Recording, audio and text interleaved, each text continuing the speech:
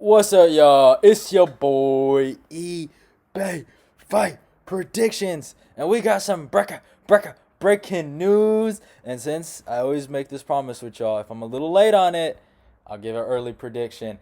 But let's get to it, man. Robert Whittaker versus Paulo Costa has been targeted to headline April 17th event via SureDog. So I'm getting this from SureDog. This is crazy, man. I love this fight. I've been talking about this fight for a minute. I said this, if you go, you can go check it out. I'll leave a link in the description for, I think top 15 fights to make in 2021. And I said this was one of them. And this is a great scrap between two guys, obviously, who've lost to the champion in the second round via TKO, which is kind of crazy. I love the fight. Robert Whittaker, man, he's really proven me wrong last year. Honestly, I didn't have the award, but he was my comeback fighter of the year. In terms of the trials and tribulations he went through, with the wars against Yoel Romero and then the loss to Israel Adesanya, he came back. He proved that guys like Darren Till, Jared Cannonier are not on his level. Now Costa on the other hand is coming off a really bad loss to Israel Adesanya, got beat bad, kind of got dismantled. He was exposed in certain areas, but here's one thing I'll say about Paulo. I think Paulo is he's a good fighter, man. He's a top five guy. I think Paulo is better than guys like Jared Cannonier, guys like Darren Till, guys like Jack Hermanson. The only reason I say that, and even though he hasn't been as active as those guys, right? I say that because he has fought Yoel Romero. And I know that's like, wow, he only fought one guy. That's so cool, right?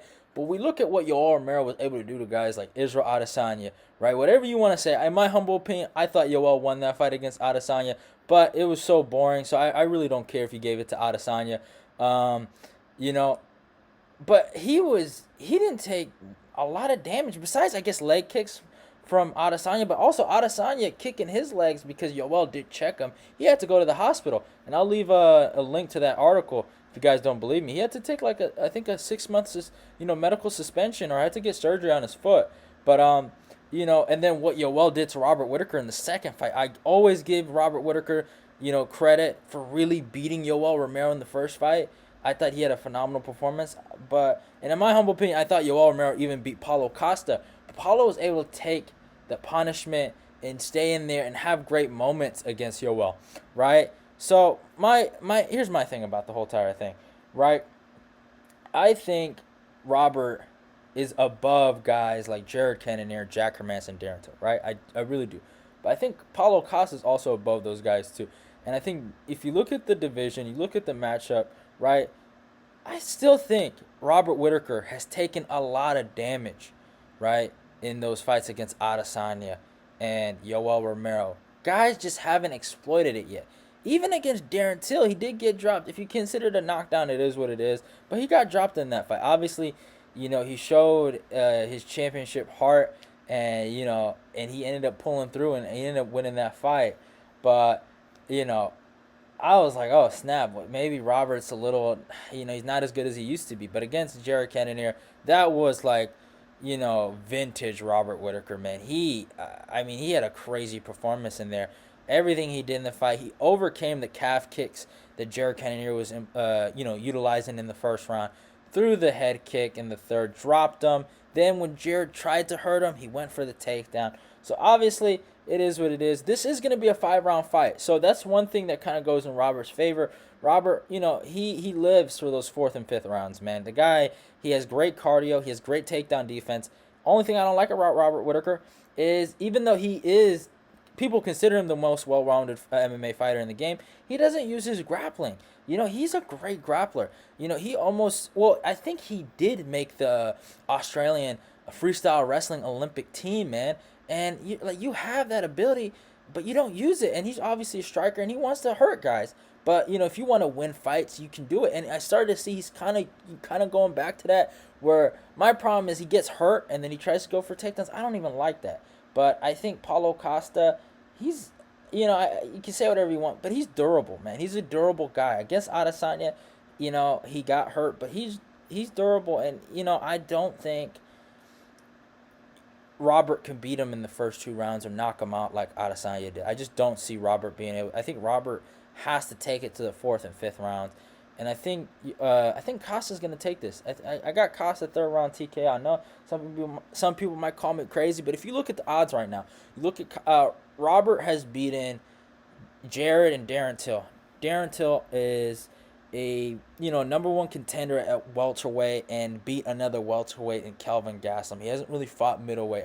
As much as I love Darren, he hasn't really fought a lot of middleweight competition that are legitimate middleweights. Jared Cannonier had not his best win is against Jack Hermanson, and we saw what my boy Marvin Vettori did to Jack Hermanson.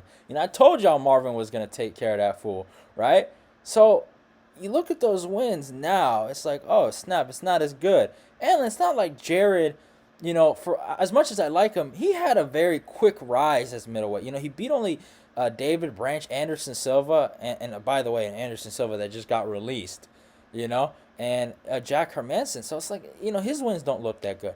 I feel like, Robert hasn't fought real top 5 competition this last year, so I think this is the first time he's gonna fight, and I think the power, and it's not like Costa has one hitter quitter power. Like he can't knock you out with just only one punch.